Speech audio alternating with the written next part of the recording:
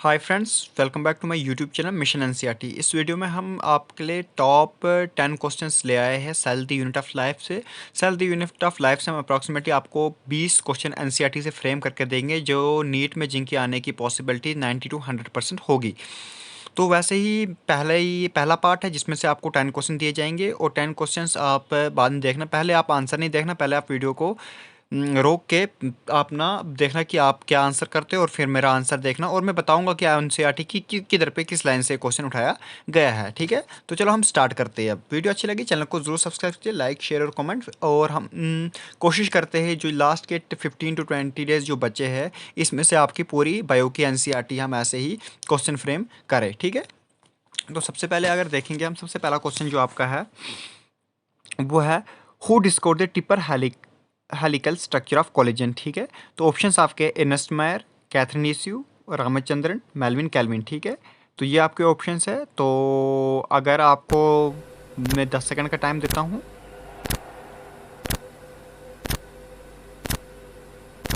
ठीक है, तो इसका आंसर है रामचंद्रन। ठीक है, ये पहला है। तो अगर आप बोलोगे ये क्वेश्चन कहाँ से था, ये पहला क्वेश्चन आपका इधर पे है। देखो ये his discovery of the triple helical structure of the collision. ठीक है, ये आपका जो इधर पे है दिया गया है, तो इधर पे आपका ये पहले क्वेश्चन का आंसर ये है। ठीक है, his discovery of the triple helical structure of the collision publish in 1994। ठीक है, तो ये किसने डिस्कवर किया था हमारे पास, रामचंद्रन ने। ठीक है, तो ये पहले क्वेश्चन का आंसर ये है। जो एनसीईआरटी जो बहुत इंपॉर्टेंट क्वेश्चन है जो नीट में आने की पॉसिबिलिटी मैक्सिमम है 90 to 100%। दूसरा क्वेश्चन अगर देखोगे, हु फोसा and describe a live cell. ठीक है, हु फोसा and describe a live cell, इसके लिए भी मैं आपको 10 सेकंड देता हूं, तो आप अपना आंसर सोच लीजिए।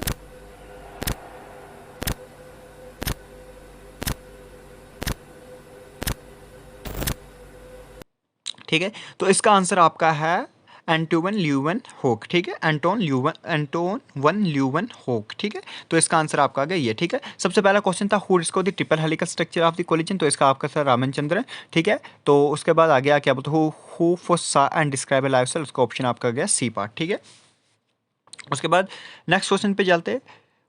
ठीक है, नेक्स्ट क्वेश्चन है आपसे prokaryotic cell consist of cell involve of different layer. ठीक है, तो पहले नंबर में आपको दूसरे क्वेश्चन बताऊंगा कहाँ से क्वेश्चन में फ्रेम किया गया था, एनसीईआरटी के क्वेश्चन से। दूसरा क्वेश्चन आपका ये है, देखो।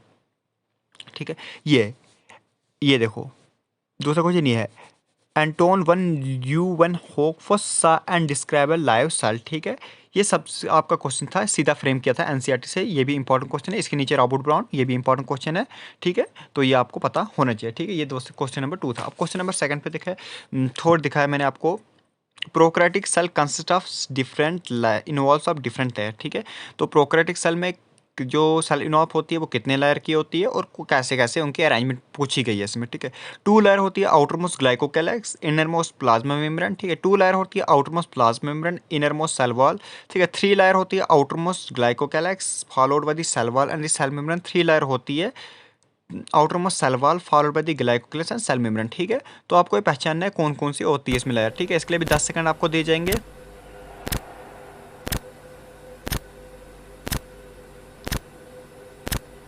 तो इसका आंसर आपके पास 3 लेयर है, आउटर मोस्ट ग्लाइकोकैलेक्स होते हैं followed by the cell wall, followed by the cell 3 layer outer most glycocalyx followed by the cell wall and the cell membrane. ठीक है, ये आपका थर्ड ऑप्शन आपका इसमें ठीक है। ठीक है, 3 लेयर होती है। ठीक है, 3 लेयर होती है, आउटर मोस्ट आपका glycocalyx followed by the cell wall and the cell membrane. ठीक है, तो इसको हम कहाँ से देखेंगे अगर हमें देखना होगा तो। ठीक है, सेल इन्वॉल्व इधर पे लिखा है आपका। ठीक है, the outermost the cell involve consist of tightly bounded 3 layered structure। 3 layers होती है, आउटर मोस्ट कौन सी होती है, glycocalyx followed by the cell wall and the plasma membrane. ये 3 लेयर होती है। एनसीईआरटी से डायरेक्ट क्वेश्चन आपका फ्रेम किया था, तो इसका आंसर यही है, थर्ड ऑप्शन। ठीक है, क्वेश्चन नंबर 4 पे जाएंगे। A small extension of plasma membrane into the cell. ठीक है, प्लाज्मा मेम्ब्रेन की small extension into the cell is known as, बहुत इजी क्वेश्चन है, इसमें तो आपको 2 सेकंड दूंगा मैं, 1 2। ठीक है, इसका आंसर है आपका मेसोसोम्स। ठीक है, तो इसका आंसर है ए ऑप्शन इसका आंसर है। ठीक है, तो आपको देखोगे कहाँ पे इसका है, आपको देखिए दिखेगा, a special membranous structure is the mesosomes which is form by the extension of the plasma membrane into the cell. ये इधर से आपका क्वेश्चन डायरेक्ट फ्रेम किया गया था। ठीक है,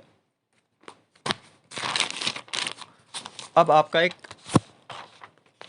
नेक्स्ट क्वेश्चन है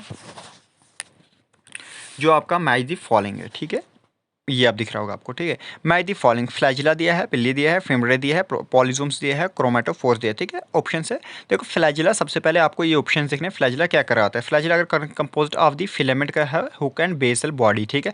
इसका मतलब फर्स्ट का हमारे पास आएगा डी पार्ट, ठीक है। फर्स्ट का डी पार्ट मुझे दिख रहा है सिर्फ एक ही में, वो बी ऑप्शन है, ठीक है।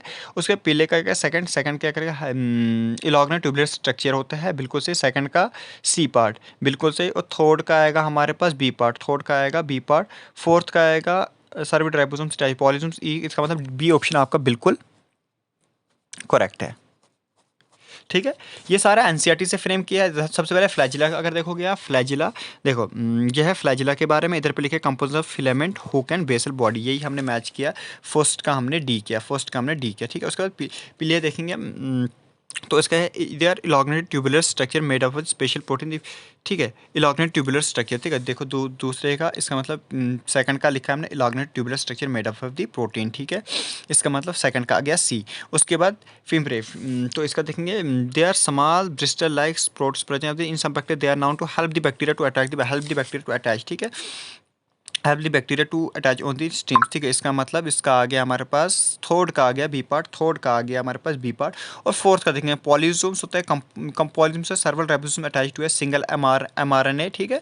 तो फोर्थ का आ गया हमारे पास डी ई पार्ट, फोर्थ का आ गया ई पार्ट। देखो कहाँ लिखा है पॉलीजोम, देखो ये है, सेलुलर साइटोप्लाज्म में attach to a single mRNA and form a chain called polysomes, polyribosomes या पॉलीसोम्स, ठीक है। उसके बाद है क्रोमेटोफोर्स, क्रोमेटोफोर की बात करोगे अलग, वो कहते हैं मेम्ब्रेन एक्सटेंशन इनटू साइटोप्लाज्म, ठीक है। इधर पे लिखा है आपका क्रोमेटोफोर्स क्या है, मेम्ब्रेन एक्सटेंशन इनटू साइटोप्लाज्म, ठीक है। ये इधर से ऑप्शन आपका ऐसा भी एक क्वेश्चन बन सकता है, अच्छा क्वेश्चन था ये। उसके बाद fluid Mosaic model was given by, ठीक है। फ्लूइड मोजाइक मॉडल किसने दिया, सिंगर एंड निकोलसन ने दिया था 1982 में, सिंगर एंड निकोलसन ने दिया था 1972 में, रॉबर्टसन ने दिया था 1972, रॉबर्ट ब्राउन ने दिया था 1982। तो इसका ऑप्शन आपके पास है सिंगर एंड निकोलसन, और डेट इसमें इंपॉर्टेंट है क्योंकि याद बच्चों को 1972 में एनसीईआरटी की लाइन है, हम एनसीईआरटी की लाइन पे जाएंगे, ठीक है। तो इधर से आप देखोगे, देखो सीधा लिखा है फ्लूइड मोजाइक मॉडल, ठीक है। कहाँ का दिया बाय सिंगर एंड निकोलसन 1972, ठीक है। किसने दिया था हमारे पास, सिंगर एंड निकोलसन ने, ठीक है। एलाजिला algae, algae have cell wall made up of, ठीक है। एल्गे में जो होती है वो सेल वॉल किसकी बनी होती है, शेलोज की, गैलेक्टिन की, पेप्टिन की, प्रोटीन की, शेलोज की, गैलेक्टिन की, हेमिशेलोज की, प्रोटीन की, या शेल्डोज की, गैलेक्टिन की, मेनेंस की, कैल्शियम कार्बोनेट की, शेल्डोज की, गैलेक्टिन की, हेमिशेलोज की, कैल्शियम कार्बोनेट। तो इसमें अगर ऑप्शन देखोगे आप, किसकी किसकी बनती है, शेल्डोज की बनी होती है, गैलेक्टिन्स की बनी होती है, मेनेंस की बनी होती है, और CSU3 की बनी होती है। ये ऑप्शन ठीक है, बाकी ऑप्शन मुझे कोई भी ठीक नहीं लगा, ठीक है। तो इधर पे आपका है algae have cell wall made of cellulose, galactans, mannans and mineral like calcium carbonate, ठीक है। देखो ये लिखा है, तो यही मैंने पूछा आपको, यही इधर पे भी लिखा है, cellulose galactans, mannans and calcium carbonate, ठीक है।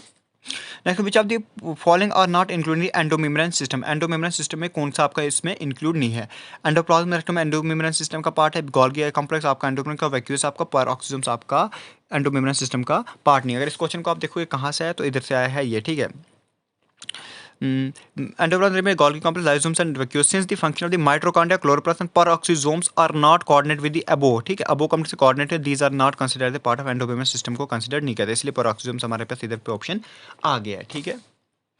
Next question, membrane bound vesicles और formed by the process packaging, packaging of Golgi apparatus में आपके पास जो पैकिंग होती है गोल्गी कॉम्प्लेक्स में, उससे क्या बनता है आपका, तो उससे सबसे पहले आपको सीधा इजी क्वेश्चन है, लाइसोसोम्स बनता है, ठीक है। सीधा डायरेक्ट एनसीईआरटी फ्रेम क्वेश्चन से लाइसोसोम्स से बनता है। और आपको देखना है कहाँ पे, तो इधर पे लिखा है, these are membrane bound vesicular structure formed by the process of the packing of the Golgi complex, packing से बनता है, ठीक है। तो इसी को लाइसोसोम्स है।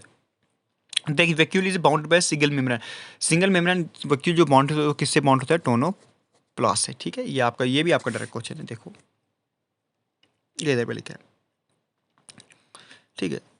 ये देखो इधर पे लिखा है, ठीक है। Vacuole is bound by single membrane called the tonoplast, ठीक है। ये एनसीईआरटी से डायरेक्ट फ्रेम क्वेश्चन किए, तो इन पे आप फोकस करना, इनमें से एक ना एक क्वेश्चन जरूर होगा आपका, एक या दो क्वेश्चन जरूर होंगे आपके इस बार नीट 2023 में। वीडियो अच्छी लगी चैनल को जरूर सब्सक्राइब कीजिए, लाइक शेयर और कमेंट, और इसके नेक्स्ट पार्ट आपको 1 बजे के बाद, मतलब इवनिंग में आपको इसका नेक्स्ट पार्ट मिल जाएगा, जहाँ पे हम 10 क्वेश्चन और ऐड करेंगे इसमें, ठीक है।